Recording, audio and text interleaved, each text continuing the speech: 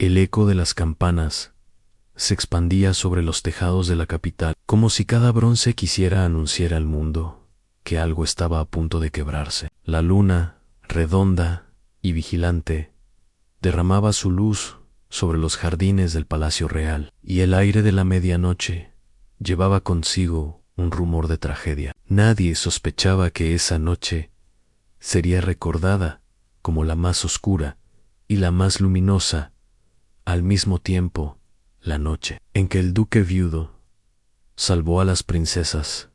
El duque, aquel hombre cuya mirada parecía siempre cargada de sombras, había decidido alejarse de los festejos de la corte.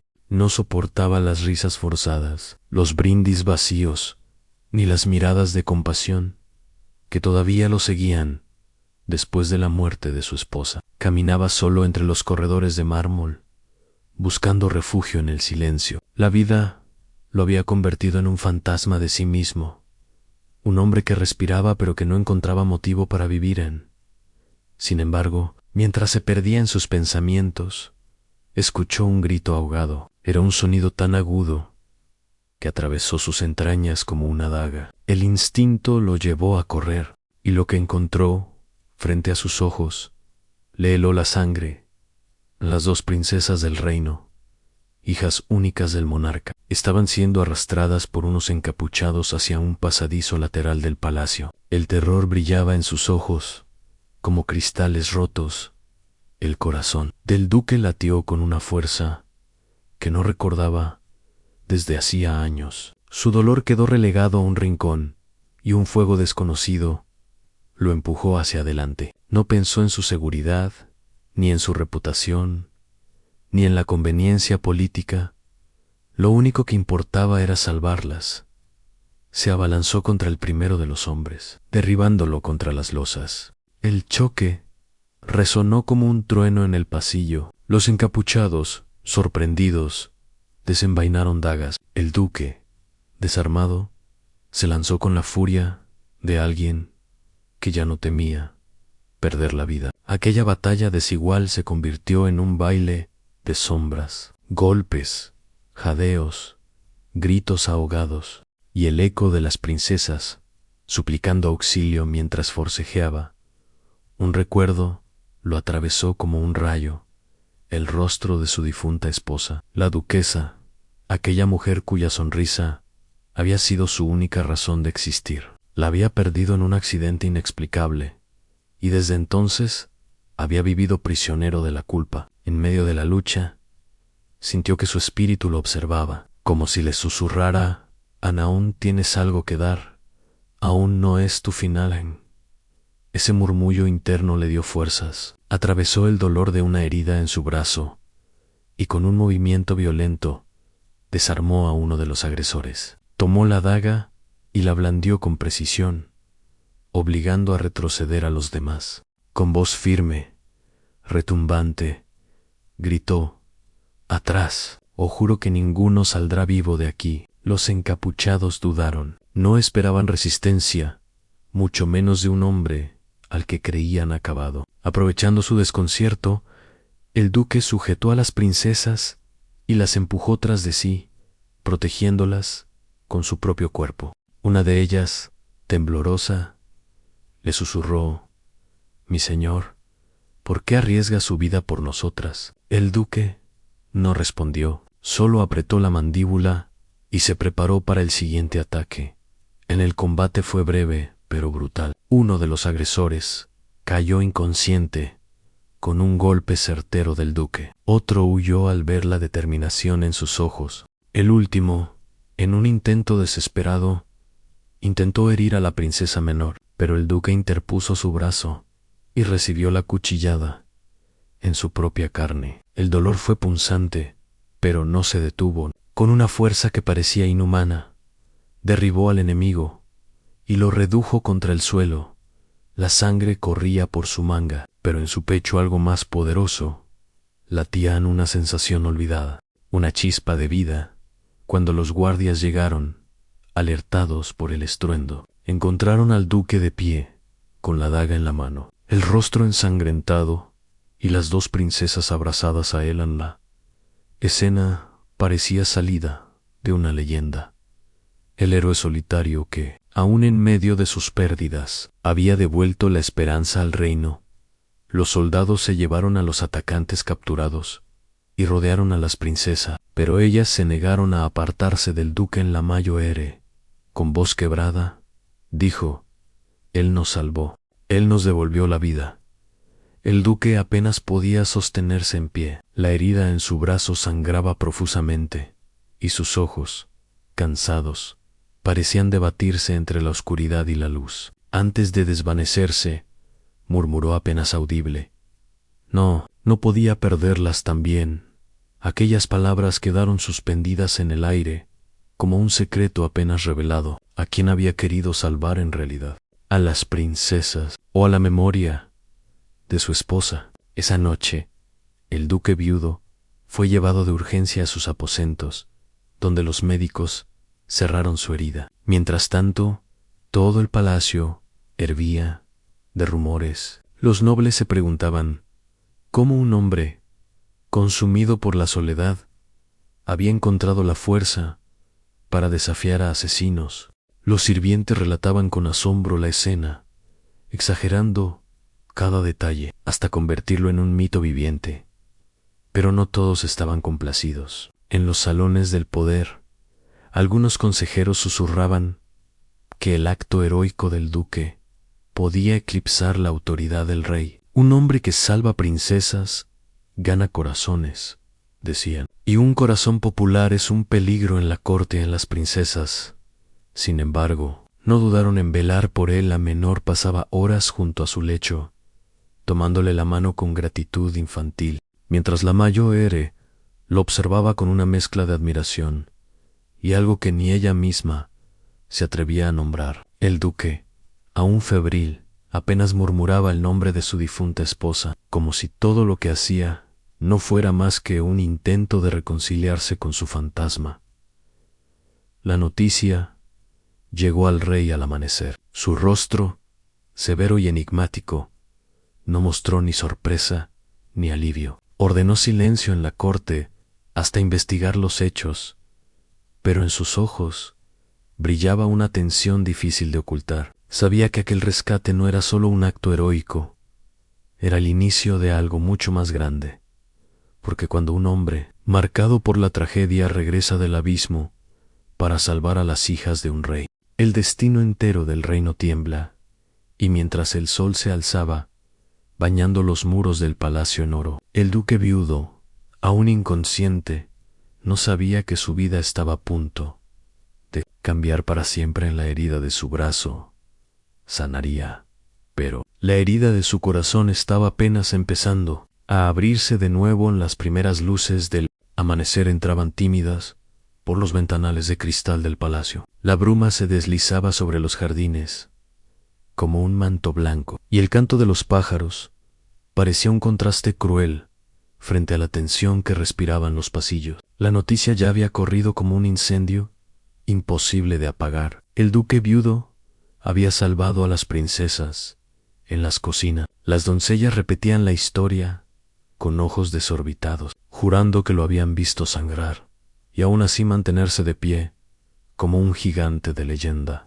En las caballerizas, los mozos narraban entre susurros como el duque, con solo una daga, había derrotado a 3 hombres entrenados. Y en los corredores de mármol, los cortesanos caminaban con paso apresurado, ansiosos por saber más, pero también temerosos de hablar demasiado en la corte. Acostumbrada a sus intrigas banales, había encontrado un nuevo centro de gravedad, y ese centro tenía nombre: el duque viudo. En el murmullo de los nobles a media mañana, el gran salón se abrió para recibir al consejo del rey. Allí estaban reunidos los hombres y mujeres que gobernaban en la sombra, marqueses de voz venenosa, condes que sabían más de alianzas que de espadas, damas que disfrazaban el veneno en sonrisas. Todos hablaban a la vez, y todos mencionaban el mismo suceso.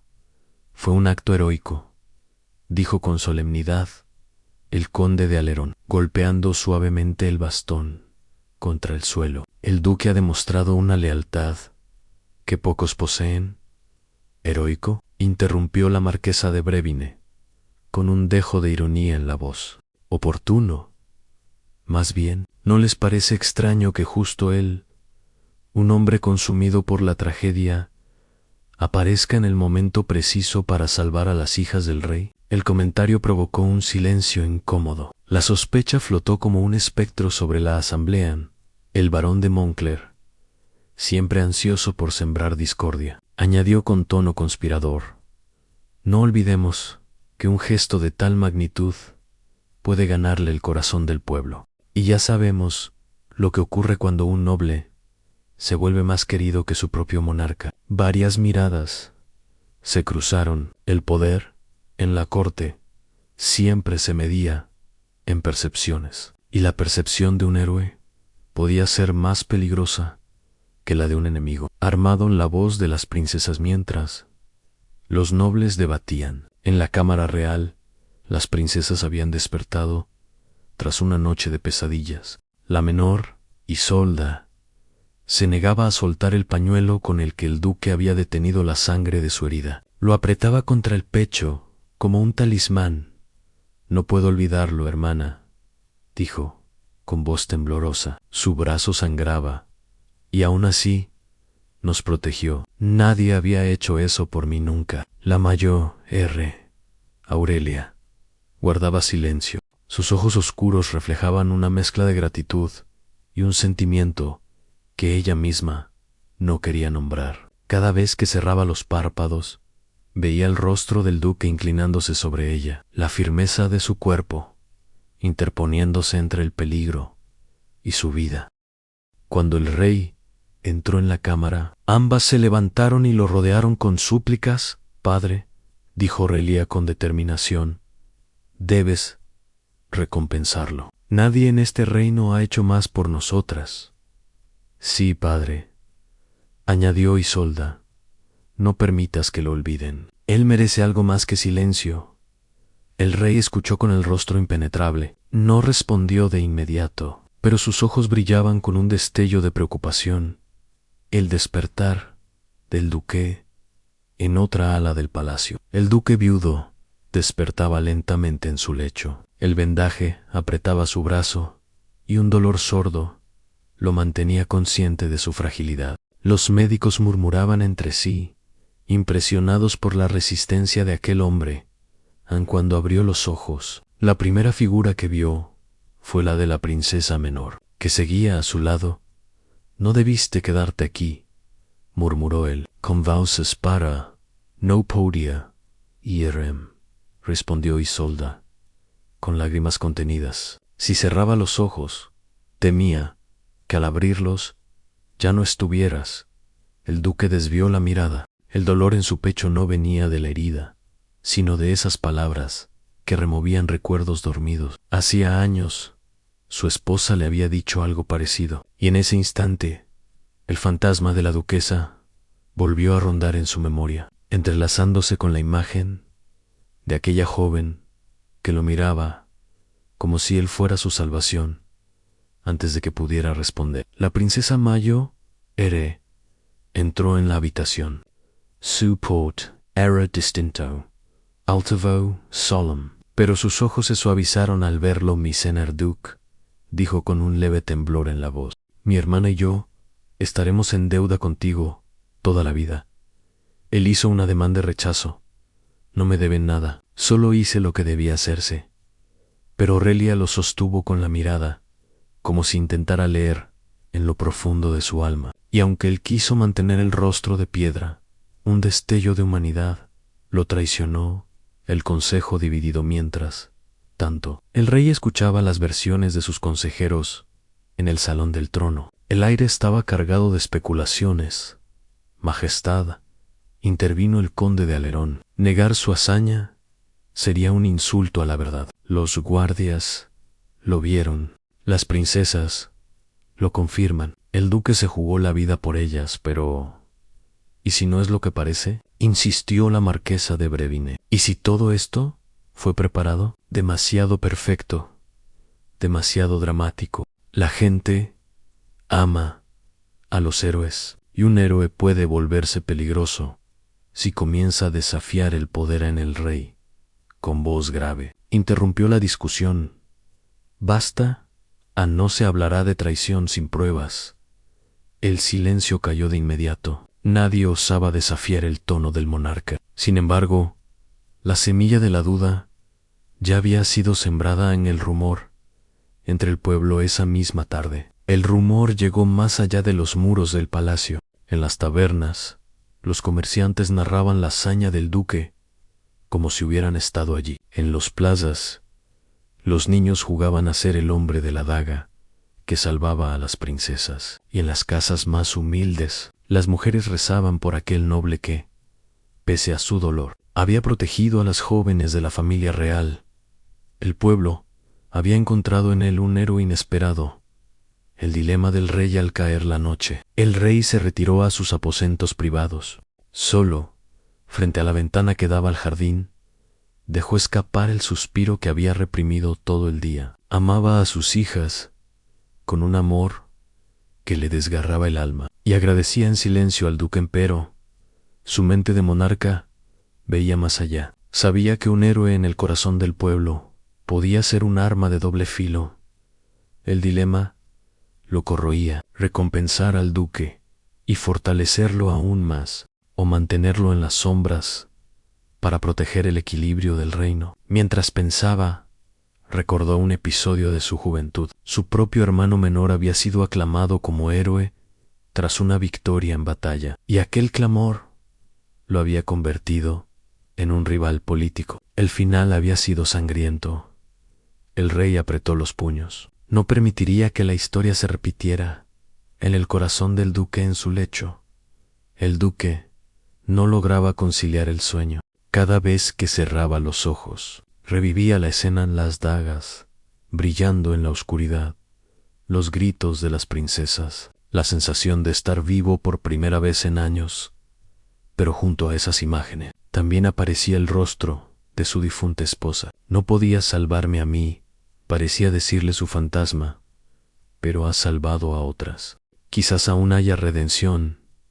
El duque giró el rostro hacia la ventana. La luna lo observaba, como si fuera testigo de su tormento, una promesa silenciosa al amanecer. Las princesas regresaron a visitarlo. Esta vez entraron juntas, tomadas de la mano. Aurelia habló primero. El reino entero habla de ti, mi señor. No puedes ocultarte más, Angisolda, con una sonrisa frágil, añadió. Y no importa lo que digan los nobles, nosotras sabemos la verdad. El duque las miró en silencio. Por primera vez en mucho tiempo, sintió que alguien lo veía, no como un hombre roto, sino como alguien capaz de proteger, de amar, de volver a vivir.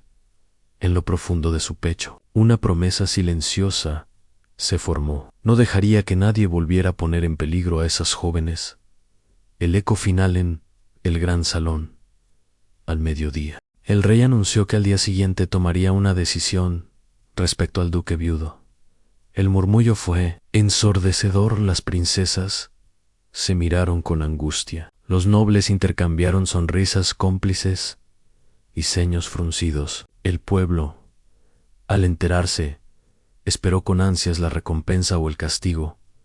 El eco en la corte se había convertido en un trueno imposible de silenciar. El duque, viudo, aún convaleciente, no imaginaba que estaba a punto de enfrentarse al mayor juicio de su vida. En el amanecer del tercer día fue distinto. El palacio entero parecía caminar sobre cristales invisibles, temeroso de que un paso en falso rompiera el delicado equilibrio entre el deber y la gratitud. Afuera, las campanas repicaban con normalidad, pero dentro, cada palabra, cada gesto y cada silencio estaba cargado de un peso insoportable. El rey había guardado silencio demasiado tiempo, y todos esperaban sus primeras palabras sobre el duque viudo, el rey como padrín, la cámara privada del monarca. El aire estaba impregnado de incienso y de un silencio solemne. El rey se había retirado antes de recibir a los consejeros, y sus hijas lo acompañaban. Aurelia permanecía erguida, con las manos cruzadas sobre el regazo, y su mirada fija en la ventana. Isolda, en cambio, se aferraba a su padre como si todavía sintiera miedo de la noche del secuestro. «Padre, no puedes ignorar lo que hizo», insistió Aurelia con voz firme. «El duque nos devolvió la vida. Merece ser honrado, no sospechado». El rey acarició el cabello de Isolda, pero su mirada se detuvo en Aurelia. En los ojos de su hija Mayo, Ere veía un fuego que le inquietaba. Era el mismo brillo que alguna vez había visto en la reina difunta cuando defendía a quienes amaba sin importar las consecuencias. «Hija», dijo con voz pausada, «no se gobierna un reino con gratitudes, sino con certezas». Isolda levantó el rostro y replicó: «¿Pero qué certeza más grande que la de un hombre dispuesto a morir por nosotras?». El rey bajó la mirada. Sus hijas tenían razón, y como padre deseaba abrazar al duque, agradecerle de rodillas si era necesario. Pero como monarca, el recuerdo de intrigas pasadas lo obligaba a desconfiar. En la corte, nada era un gesto puro, todo tenía un precio oculto. El primer encuentro horas después. El duque viudo fue convocado a la sala del trono. Aún llevaba vendajes bajo su chaqueta oscura, pero caminaba erguido, con la dignidad de quien no busca compasión. Cuando se inclinó ante el rey, un silencio sepulcral se adueñó del salón. El monarca lo observó largamente. En ese silencio, todos los presentes entendieron que algo más que un agradecimiento estaba en juego. Las miradas del rey eran pesadas, inquisitivas, como si quisiera desnudar el alma del duque. «Has hecho lo que pocos hombres tendrían el valor de hacer», dijo al fin. «Salvaste a mis hijas cuando la muerte ya las rozaba». El duque bajó la cabeza. «Majestad, no fue valentía, fue deber». La respuesta, sencilla y sincera, desconcertó a varios nobles. Esperaban arrogancia, o tal vez un pedido de recompensa, pero en sus palabras no había nada de eso. El rey lo miró con intensidad, como si tratara de encontrar el rastro de una ambición oculta. No encontró ninguna, y eso lo inquietó aún más. Han consejeros envenenados tras el encuentro. El duque fue escoltado de vuelta a sus aposentos. Apenas abandonó la sala, los consejeros rodearon al rey. «Majestad», comenzó el barón de Montclair, «su humildad es solo un disfraz. Ningún noble actúa sin esperar algo a cambio». «Exacto», apoyó la marquesa de Brevine. «¿No ves, señor, cómo lo miran tus hijas? Una deuda tan grande puede transformarse en lazo indeseable». El rey alzó la mano para silenciar el murmullo. Su rostro era una máscara de calma, pero en el fondo las palabras habían tocado fibras que no quería reconocer. Había visto cómo Aurelia miraba al duque, y había sentido cómo Isolda se aferraba a él como a un protector. Ese vínculo naciente podía ser tan peligroso como cualquier conspiración. El recuerdo de la reina esa noche, cuando se retiró solo a sus aposentos, el rey se permitió un instante de debilidad. Frente al retrato de su difunta esposa, habló en susurros como si ella pudiera escucharlo. «¿Qué debo hacer, mi reina? Este hombre ha salvado lo que más amábamos, y aún así temo lo que su presencia puede despertar. Soy un ingrato si lo aparto, soy un mal rey si lo exalto». El retrato, inmóvil, parecía mirarlo con la misma firmeza que Aurelia. El rey cerró los ojos. Recordó cuando, en su juventud, un general fue aclamado como héroe y casi dividió el reino en dos. La historia podía repetirse. El pueblo toma partido mientras el rey se debatía en su dilema.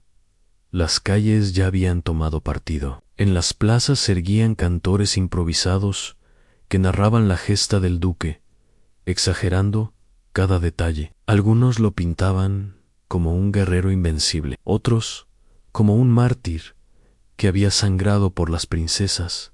La gente humilde, que rara vez pronunciaba nombres de nobles, ahora murmuraba, con respeto El duque viudo, para muchos, se había convertido en símbolo de esperanza, y esa adoración popular era precisamente lo que más temía el monarca en las miradas de las princesas. Las hijas del rey tampoco lograban apartar sus ojos del hombre que las había salvado. Isolda, joven e impulsiva, buscaba cualquier pretexto para visitarlo, llevándole frutas, flores o simplemente compañía. Aurelia, más prudente, lo observaba desde la distancia, pero en su interior sentía crecer un respeto que rozaba el peligroso terreno de la admiración íntima. Una tarde, mientras el duque caminaba lentamente por los jardines para recuperar fuerzas, Aurelia se acercó con paso decidido. «Sé que no deseas elogios, mi señor», dijo, «pero no puedo quedarme callada. Tus actos nos han mostrado que, aún en medio de la oscuridad, hay hombres que no han olvidado el honor». El duque la miró en silencio. Sus labios no pronunciaron palabras, pero en su mirada se leía una confesión muda. «Yo no lo hice por honor, lo hice porque no soportaba perder otra vida inocente en Aurelia». Al ver ese destello, comprendió que había en él un abismo de dolor, y sintió el impulso de tenderle la mano. No lo hizo. No podía. No debían, pero las miradas que ambos intercambiaron quedaron grabadas como fuego invisible. El rey observano pasó desapercibido. Desde la ventana de su despacho, el rey los observó. El gesto contenido de Aurelia, la firmeza del duque, el silencio cargado entre ellos. Cada detalle se clavó en la mente del monarca como una espina. Sus ojos, severos, se oscurecieron aún más. «No permitiré que mis hijas queden atrapadas en un destino que no controlo», pensó. El decreto que los consejeros insistían en que tomara una decisión inmediata al recompensar al duque, para apaciguar al pueblo o enviarlo lejos para neutralizar su influencia. El rey, en cambio, guardaba silencio, observaba, analizaba, meditaba en cada mirada que lanzaba el duque en las reuniones. Cada palabra que escuchaba de sus hijas lo acercaba a una conclusión inevitable. Sabía que pronto tendría que pronunciar un decreto que marcaría la historia del reino, un decreto que no sería ni gratitud plena, ni castigo directo, sino algo en el límite de ambos, una jugada política para mantener el control, incluso a costa de las emociones de su propia sangre. El duque, frente al Spigen, su habitación, el duque se miraba al espejo. La cicatriz en su brazo comenzaba a cerrarse, pero la herida en su alma se ensanchaba. La mirada del rey lo había atravesado más que cualquier daga. Había visto en esos ojos no solo la gratitud de un padre, sino también la sospecha de un soberano. Y en el reflejo, por un instante, creyó ver a su difunta esposa mirándolo desde detrás de su hombro. «No temas a los hombres, tema a tu propio corazón», parecía decirle. En el duque apartó la vista, sabiendo que el verdadero combate apenas comenzaba. Final del capítulo. Las miradas del rey lo habían dicho todo sin pronunciar palabra. Desconfianza, temor y una decisión en ciernes. Las princesas se debatían entre la gratitud y el afecto. El pueblo lo elevaba como héroe, los consejeros lo señalaban como amenaza, y el duque viudo, en medio de aquel torbellino, comprendía que su destino ya no le pertenecía, porque, en la corte, una mirada del rey podía equivaler a un decreto, y un decreto podía significar el inicio de la redención o la condena. El salón del consejo se alzaba como una catedral de piedra, con muros cubiertos por tapices antiguos que narraban batallas gloriosas del pasado. Sin embargo, aquella mañana la atmósfera no evocaba hazañas ni victorias. En lo que flotaba en el aire era el veneno de la sospecha. El rey había convocado a sus consejeros más cercanos para deliberar en privado, y todos sabían que el tema central sería el duque viudo. Voces envenenadas. La marquesa de Brevine fue la primera en hablar. Su voz cortante, como un cuchillo recién afilado, Majestad, con el debido respeto, estamos sentados sobre un volcán. Is hombre, ese duque viudo, al que algunos ya llaman héroe, se ha convertido en un foco de atención peligroso. El barón de Montclair, siempre dispuesto a inflamar los temores, añadió con teatralidad: no olvidemos que el pueblo, voluble como el viento, ya pronuncia su nombre con devoción. Hoy lo aclaman por salvar a las princesas, y mañana, ¿qué impide que lo aclamen como soberano? Un murmullo recorrió la sala. Los nobles se miraban unos a otros, algunos con asentimiento silencioso, otros con gesto de disgusto. El conde de Alerón golpeó su bastón contra el suelo para imponer orden. Basta de exageraciones. El duque arriesgó su vida por la corona. ¿Y esta es nuestra respuesta?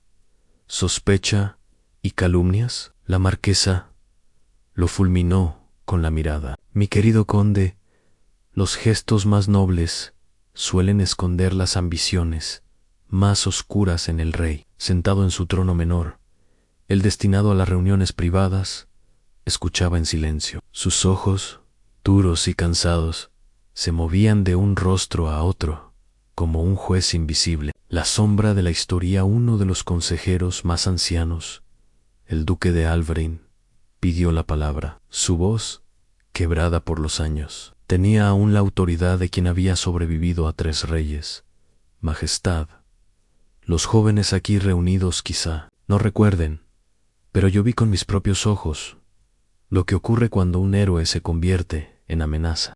Hace 30 inviernos, un capitán ganó el corazón del pueblo tras una batalla decisiva. Lo aclamaban en las calles, lo pintaban en canciones, y en pocos meses su popularidad fue más peligrosa que las espadas enemigas. El rey de entonces se vio obligado a desterrarlo para preservar la corona. El silencio cayó como un manto pesado. El recuerdo de aquel episodio, aunque difuso para muchos, seguía vivo como advertencia.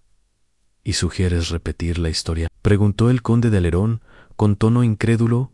El anciano bajó la mirada. Sugiero prudencia. Un héroe sin control es como un incendio en el bosque, hermoso de lejos, devastador de cerca, intrigas entre sombras mientras. Las palabras se cruzaban en el consejo. En los corredores, los criados ya tejían sus propias versiones. Algunos juraban que el duque había planeado el secuestro para presentarse como salvador. Otros, más románticos, aseguraban que había arriesgado la vida no por deber, sino por amor secreto a una de las princesas. Los rumores viajaban rápido, y cada versión encontraba oídos ansiosos. En la corte, la verdad era siempre la primera víctima. El peso en el corazón del rey o monarca escuchaba todo, pero en su interior la tormenta era un mayo ere. Recordaba la mirada agradecida de Isolda, la voz firme de Aurelia defendiendo al duque, y el clamor del pueblo que llegaba hasta sus oídos, aunque nunca saliera del palacio. En su corazón de padre, deseaba reconocerlo como héroe. En su mente de rey, sabía que aquello podía debilitarlo. El dilema lo consumía. Se levantó de pronto, cortando de raíz las discusiones. He escuchado suficiente. Mañana hablaré ante la corte plena y anunciaré mi decisión. Los consejeros se inclinaron, pero la tensión no se disipó. Todos sabían que esa decisión marcaría el destino del duque, y quizás del reino, en espías y advertencias esa misma noche. Mientras los nobles se dispersaban, la marquesa Dubrovin se reunió en secreto con el barón de Montclair en un jardín lateral. Bajo la sombra de los cipreses, sus voces eran apenas un murmullo. No podemos permitir que el rey se deje llevar por la gratitud de sus hijas, dijo la marquesa. Si le chitaima al duque, estaremos alimentando a un lobo en nuestras propias tierras. El barón sonrió con malicia. Entonces, debemos preparar la tierra para que su caída sea inevitable. Ambos sabían que la intriga apenas comenzaba en el duque, en soledad, lejos de esas conspiraciones. El duque viudo se encontraba solo en sus aposentos. Su brazo aún dolía, pero su mente estaba más atormentada que su cuerpo. Había escuchado rumores de agradecimiento y de sospecha, y sabía que ambos eran igualmente peligrosos. Frente a la chimenea encendida, murmuró para sí mismo: no busqué ser héroe, solo busqué no perder otra vida inocente. El rostro de su difunta esposa apareció en su memoria, como un reproche y una caricia al mismo tiempo. Aún eres parte de este mundo, parecía decirle su fantasma en el pueblo, como espejo. Mientras tanto, en los Cales, el eco de su hazaña crecía. Los niños imitaban al hombre de la daga en Sas Juagos. Las mujeres contaban la historia en el mercado, como si se tratara de un milagro. El pueblo, cansado de guerras y traiciones, necesitaba un héroe en quien creer, y había elegido al duque viudo sin consultarle. Ese fervor popular era una espada de doble filo que se alzaba sobre la corona. El consejo, en penumbral, día siguiente. Antes de la audiencia general, el rey volvió a reunirse con su consejo más íntimo. Esta vez las voces eran más bajas, más calculadas, como si el veneno hubiera encontrado cauce. Majestad, dijo la marquesa, con un gesto de falsa sumisión. Nadie discute el valor del ducam, pero el reino no puede permitirse ídolos que compitan con la corona. El varón agregó: el pueblo necesita héroes. Sí, pero héroes muertos. Héroes en canciones, no hombres vivos que puedan desafiar el trono. Y el rey, atrapado entre gratitud y miedo, entre amor paternal y cálculo político, se preparaba para pronunciar el decreto que marcaría la historia. En las sombras del consejo, la intriga ya había sellado su sentencia, aunque todavía nadie conocía sus palabras. La corte aún estaba agitada por las intrigas del consejo cuando, en la penumbra de sus habitaciones privadas, las princesas se refugiaban en un mundo aparte. Allí, lejos de los ojos curiosos de los nobles, podían dejar caer la máscara de la compostura y permitir que la verdad, esa verdad que no se atrevían a pronunciar en público, brotara como un río contenido demasiado tiempo en Isolda y el pañuelo ensangrentado. Isolda, la menor, se encerraba a menudo en su alcoba con un objeto que se había vuelto su tesoro, el pañuelo manchado de sangre con el que el duque viudo había detenido la herida de su brazo. Lo sostenía entre sus dedos delicados como si fuera una reliquia sagrada. Él sangró por mí, pensaba cada noche antes de dormir, con el corazón latiendo demasiado rápido. Nadie lo había hecho nunca, ni siquiera mi propio padre, que tanto me protege. Había puesto su cuerpo entre la muerte y el mío en una tarde. Aurelia entró sin anunciarse y la encontró con el pañuelo en las manos. Isolda se sobresaltó y lo escondió bajo la almohada. Pero su hermana ya había visto. No tienes por qué ocultarlo, dijo Aurelia, con una mezcla de ternura y severidad. Sé lo que significa para ti. Isolda bajó la mirada. No es lo que piensas, o quizá sí lo es. Aurelia, ¿qué voy a hacer con este sentimiento? Cuando cierro los ojos lo veo, no como un duque, no como un noble, sino como un hombre que me salvó. En las palabras quedaron suspendidas en el aire. Aurelia comprendía demasiado bien lo que su hermana sentía, pero no podía admitirlo con la misma ligereza. Aurelia, la razón y el silencio. La princesa Mayo había aprendido desde niña a gobernar sus emociones. Su madre, antes de morir, le había repetido una y otra vez: una reina debe sentir, pero nunca mostrarlo, y Aurelia había convertido ese consejo en armadura. Sin embargo, desde aquella noche, el rostro del duque viudo se le aparecía con una insistencia que la desarmaba. Recordaba su figura interponiéndose entre ellas y los atacantes, la firmeza de su voz, la dignidad de su mirada, pese al dolor. Y en lo profundo, algo en ella se estremecía. Frente a Isolda, adoptaba el papel de hermana Mayo prudente. No olvides quién es él, le dijo, un hombre marcado por la tragedia, un noble que pertenece a un mundo donde las emociones son debilidad. No podemos permitirnos caer en ilusiones, Ana Isolda. Con lágrimas contenidas, replicó. Entonces, ¿qué hago con lo que siento? ¿Qué hago con esta gratitud que me quema el corazón? Aurelia no supo responder. En confesión a la doncella esa noche, Isolda buscó consuelo en su doncella de confianza. En un susurro que apenas se atrevía a pronunciar, le confesó: lo amo, creo que lo amo, y ni siquiera sé si él puede mirarme sin ver a una niña. La doncella, mujer sencilla y sabia, le acarició el cabello. No confundas gratitud con amor, mi señora. A veces el corazón se agita por un gesto noble y creemos que es destino, cuando quizá solo es un espejismo. Y Isolda cerró los ojos. No quería escuchar. En su interior, el sentimiento crecía como una llama alimentada por el recuerdo de aquella noche, el diario secreto de Aurelia. Aurelia, en cambio, no hablaba con nadie. Guardaba su verdad en un pequeño diario oculto bajo las tablas de su tocador. Allí escribió con letra temblorosa: hoy lo vi caminar por los jardines. El sol caía sobre su rostro, y por un instante olvidé que era el duque viudo. Lo vi como un hombre cansado, herido, pero con una fuerza que me atrae y me aterra al mismo tiempo. No puedo confesarlo ni a mí misma, pero en su silencio encuentro una paz que no hallo en este palacio lleno de voces falsas. Al cerrar el cuaderno, Aurelia sintió que se había traicionado.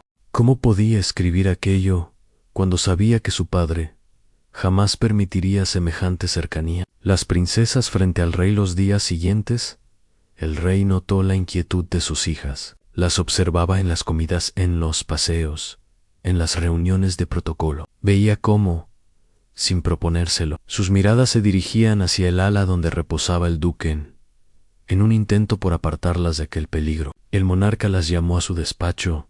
Hijas mías, dijo con voz grave, sé lo que sienten. No me lo nieguen. Sus ojos hablan más que sus labios. Ana Aurelia guardó silencio, pero Isolda bajó la cabeza, avergonzada. Padre, comenzó a decir, él nos salvó. ¿Cómo no sentir algo? El rey cerró los ojos con dolor. Lo que sientan es su debilidad, y las debilidades en la corte son armas para los enemigos. El duque es un hombre valioso, pero también un hombre peligroso, precisamente porque ha tocado sus corazones. Ana Isolda lloró en silencio. Aurelia apretó los labios, conteniendo la réplica que ardía en su garganta. La tensión entre hermanas esa noche. Las princesas discutieron por primera vez desde el rescate. Padre no entiende, dijo Isolda entre sollozos. No puede prohibirme sentir. Padre tiene razón, respondió Aurelia con firmeza. Si mostramos lo que sentimos, si dejamos que el consejo lo descubra, lo destruirán. No solo a ti, no solo a mí. Lo destruirán a él. Las palabras golpearon a Isolda como una bofetada. Comprendió entonces que el silencio era también una forma de protección. Pero, ¿cómo guardar silencio cuando el corazón gritaba? El duque como espío. Mientras tanto, el duque viudo vivía ajeno a esas confesiones íntimas. Caminaba por los corredores del palacio con la discreción de quien sabe que cada mirada es un juicio. Y sin embargo, en lo profundo de su ser, algo había cambiado. Aun cuando veía a las princesas, sentía un nudo en el pecho. No era deseo, no era simple afecto, era la conciencia de que, al salvarlas, había recuperado un motivo para vivir, y esa chispa lo aterraba más que cualquier daga en confesión compartida una tarde. Aurelia e Isolda se refugiaron en los jardines privados, lejos de oídos indiscretos. Por primera vez, hablaron sin máscaras. ¿Lo sueñas, verdad?, preguntó Aurelia en un susurro en Isolda. Asintió con lágrimas en los ojos. Sí, y tú también. El silencio fue la respuesta. Aurelia no podía negarlo. Se miraron con complicidad y con miedo. Sabían que lo que compartían no era solo un secreto de hermanas, sino un peligro que podía poner en riesgo al hombre que ambas empezaban a admirar, de formas distintas, pero igualmente profundas. El eco ocultó aquellas confesiones. Nunca salieron de los jardines, pero el viento de la corte era traicionero. Una doncella escuchó más de lo que debía, y esa noche, entre murmullos, llevó el rumor a oídos de la marquesa de Brevine. Las princesas, dijo con cautela, las princesas sienten demasiado por el duque en la marquesa. Sonrió con frialdad. Entonces el arma está servida al final del capítulo. Las confesiones de Aurelia y Isolda, nacidas del amor, la gratitud y la vulnerabilidad, se habían convertido en un secreto que podía ser usado como daga en manos de sus enemigos. El duque viudo, sin saberlo, no solo cargaba con su propia tragedia, sino también con los sentimientos ocultos de dos princesas, cuyo corazón podía condenarlo. Y, mientras ellas juraban guardar silencio, las sombras de la corte ya afilaban el rumor como un arma. El día amaneció con un silencio extraño, como si incluso los pájaros hubieran decidido callar. En el palacio, el aire estaba cargado de una expectación insoportable. El rey había convocado a toda la corte para pronunciar un decreto sobre el destino del duque viudo. A los corredores se llenaron de murmullos. Los nobles caminaban con paso apresurado. Los sirvientes cuchicheaban en rincones oscuros, y hasta los guardias mantenían el gesto tenso. Afuera, en las plazas, el pueblo aguardaba noticias. Cada rumor corría como pólvora. El reino entero contenía la respiración. La sala del trono, el gran salón, se iluminó con cientos de candelabros. Los tapices de seda mostraban escenas de reyes pasados, y el trono de oro se alzaba imponente en el centro, recordando a todos quién era la autoridad suprema. Las princesas entraron primero, vestidas de blanco, símbolo de pureza y esperanza. Isolda temblaba, aferrada a la mano de Aurelia, que mantenía el rostro sereno, aunque por dentro la angustia le quemaba. Ambas sabían que el futuro del duque se decidiría allí. Frente a todos el consejo se ubicó a los costados, cada noble con la mirada cargada de juicios y sospechas. La marquesa de Brevine sostenía una sonrisa helada, mientras el barón de Montclair parecía ansioso, como un lobo oliendo la presa. Finalmente, el duque viudo entró. Llevaba un atuendo negro sencillo, sin adornos, solo la dignidad de su porte. Caminó lentamente, con el brazo aún vendado, y se inclinó ante el rey. No buscaba simpatía ni compasión, solo mostraba respeto. El murmullo se apagó. Todos los ojos estaban sobre Helen. El discurso del reo monarca se levantó, y su sola presencia impuso silencio absoluto. Sus ojos recorrieron la sala, deteniéndose un instante en sus hijas, otro en el duque, y finalmente en los nobles que esperaban su veredicto. Hombres y mujeres de mi corte, comenzó, con voz grave y resonante. Sabéis bien por qué nos reunimos hoy. Una noche oscura estuvo a punto de arrebatarme lo más preciado a la vida de mis hijas, y en medio de esa oscuridad, un hombre se interpuso con valentía, derramando su propia sangre para protegerlas. Una ola de murmullos recorrió el salón. Las princesas bajaron la cabeza, emocionadas. El rey continuó. Ese hombre está aquí presente, el duque viudo, cuya historia todos conocéis, marcado por la pérdida, apartado por la desgracia, y sin embargo, capaz de actos que trascienden al deber en él. Silencio era tan intenso que podía escucharse el crepitar de las antorchas. El rey apretó los puños. Muchos me han aconsejado recompensarlo con títulos, tierras y honores. Otros, en cambio, me han advertido de los peligros de exaltar demasiado a un héroe en vida. He escuchado a todos, y he escuchado también a mi propio corazón. A las princesas lo miraron con ansiedad. El duque permanecía erguido, sin mover un músculo. Entonces, el rey pronunció las palabras que sacudirían al reino. Por decreto Geao, el duque viudo será nombrado protector oficial de la corona, con el deber de velar por la seguridad de mis hijas y de la familia real. A reacciones encontradas el salón estalló en murmullos. El conde de Alerón sonrió satisfecho, mientras la marquesa de Brevine palidecía de ira. El barón de Montclair apretó los dientes, incapaz de ocultar su frustración. Isolda soltó un suspiro de alivio y apretó las manos contra el pecho, como si quisiera llorar de alegría. Orlía, aunque mantuvo el gesto solemne, sintió que el corazón le golpeaba con fuerza. Aquel título unía aún más al duque, a su destino en el propio duque. Levantó lentamente la cabeza. Su rostro no mostró orgullo, sino una mezcla de sorpresa y gravedad. Sabía que lo que se le otorgaba era tanto un honor como una cadena en la voz del rey. Se endurece el monarca. Levantó la mano para imponer silencio.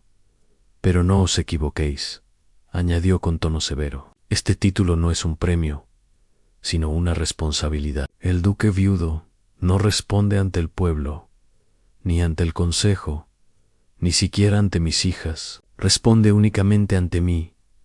Vuestro rey. Las palabras resonaron como un golpe seco. Era la forma del monarca de dejar claro que, aunque reconocía la valentía del duque, no toleraría que su figura eclipsara la autoridad real.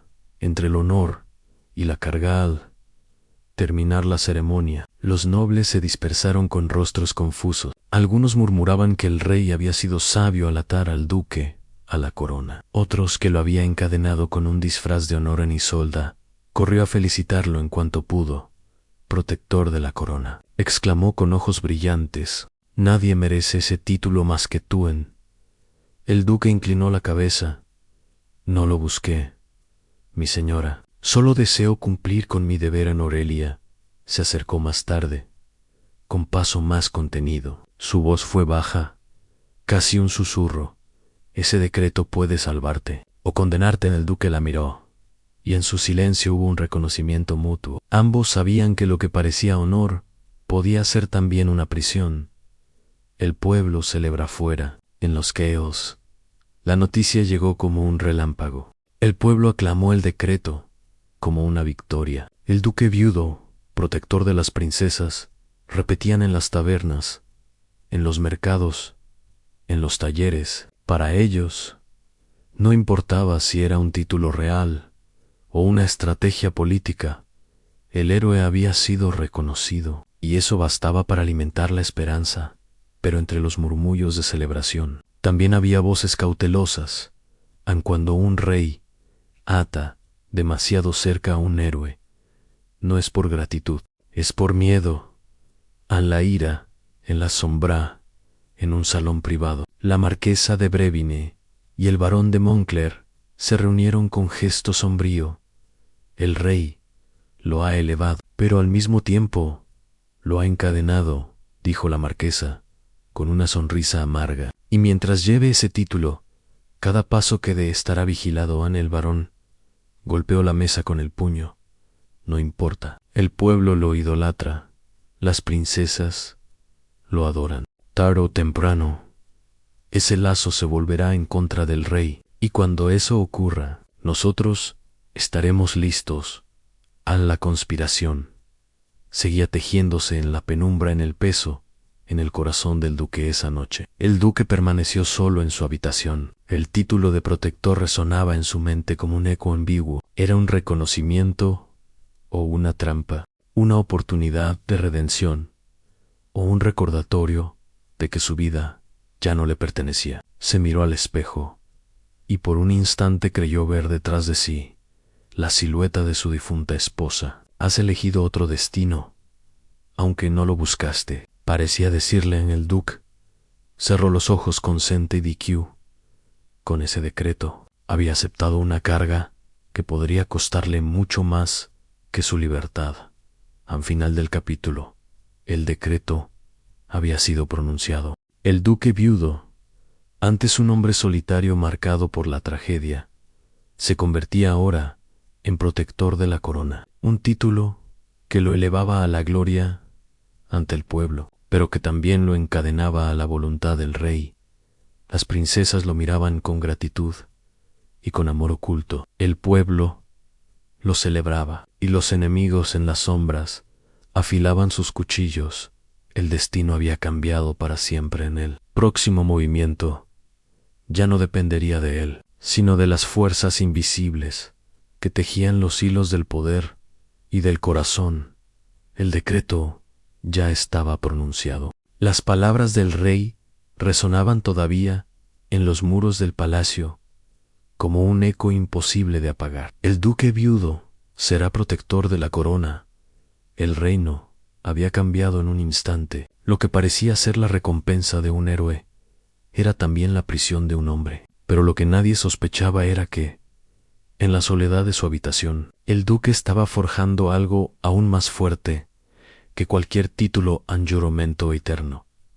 El silencio del nuevo protector. La noche posterior al decreto, el duque viudo se encontraba solo, sentado frente a la ventana que daba al jardín real.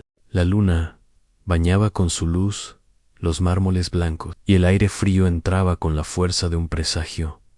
Había retirado los vendajes de su brazo. La herida comenzaba a cicatrizar, pero cada punzada de dolor le recordaba la decisión que había tomado al interponerse entre las princesas y sus atacantes. Había elegido sangrar, había elegido vivir, y ahora debía elegir proteger. Sin embargo, su corazón no encontraba paz en protector de la corona.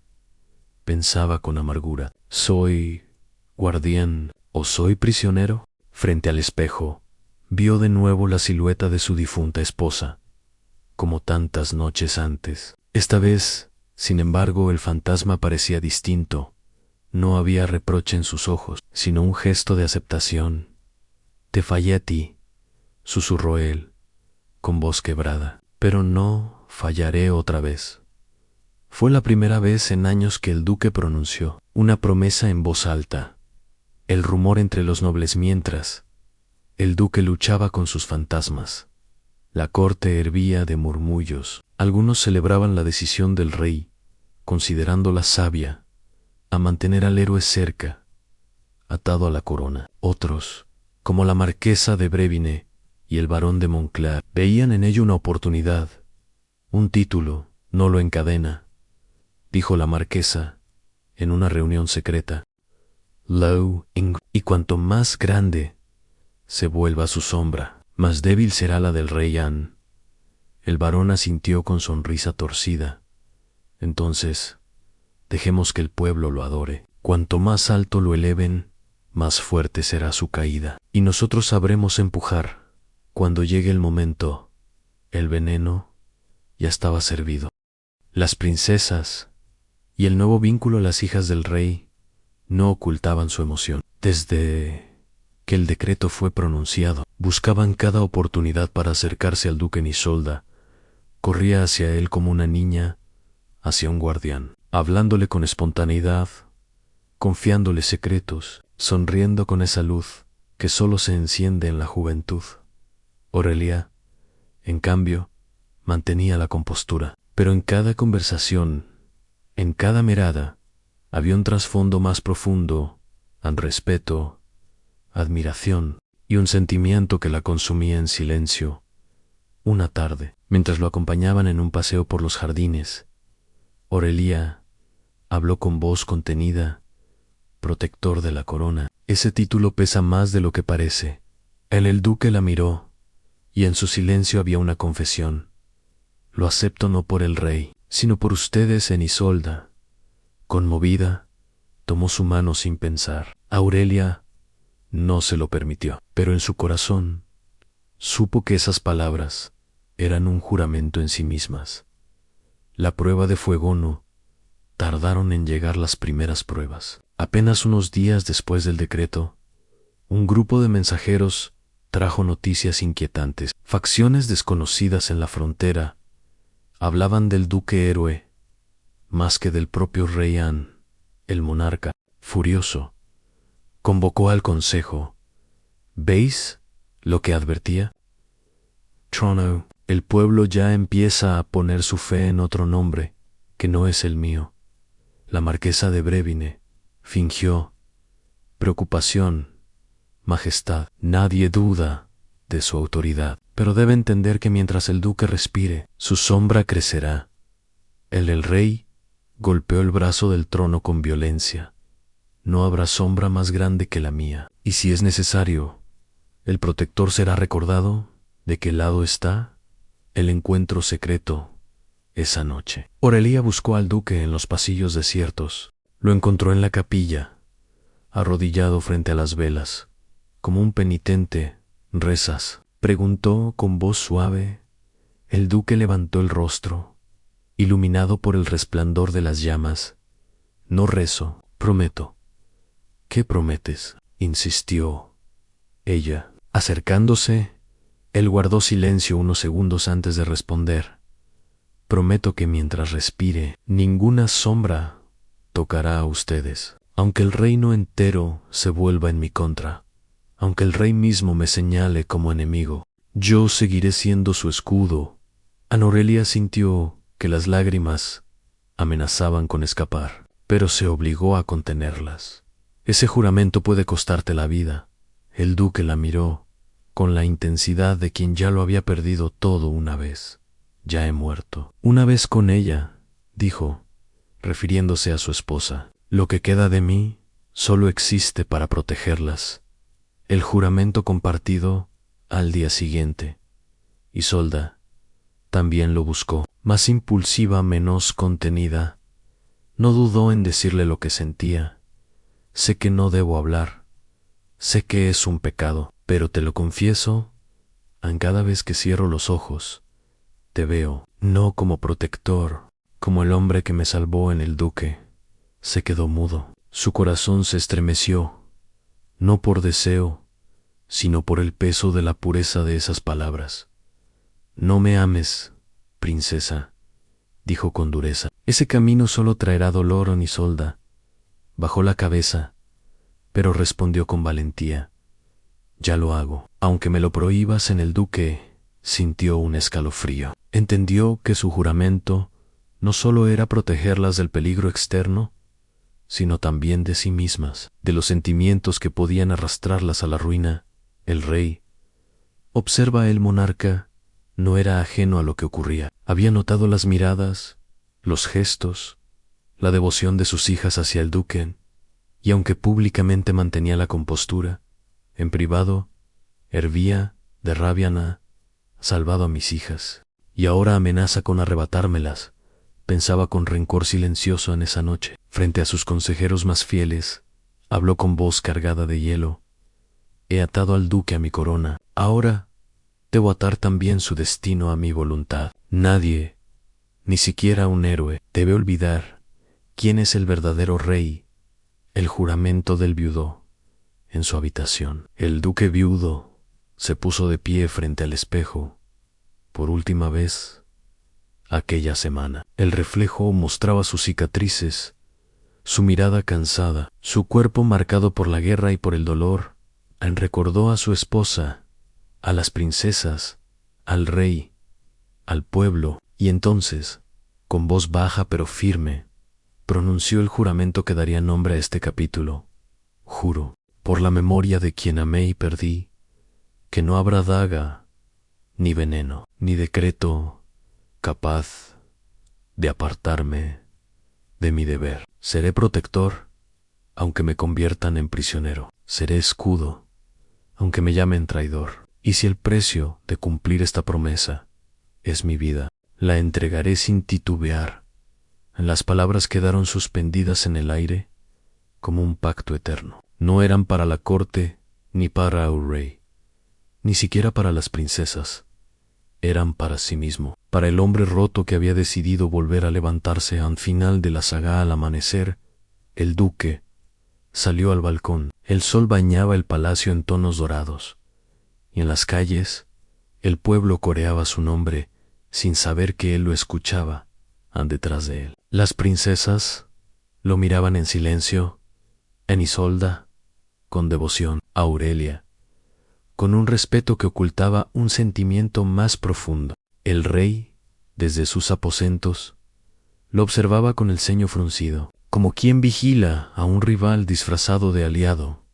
El reino entero estaba dividido entre amor, sospecha y gratitud, y el duque viudo, con el peso del título sobre los hombros y el juramento ardiendo en el corazón, comprendió que la historia apenas comenzaba, porque un hombre que se atreve a jurar contra su propio destino no solo cambia su vida, cambia la vida de todos los que lo rodean.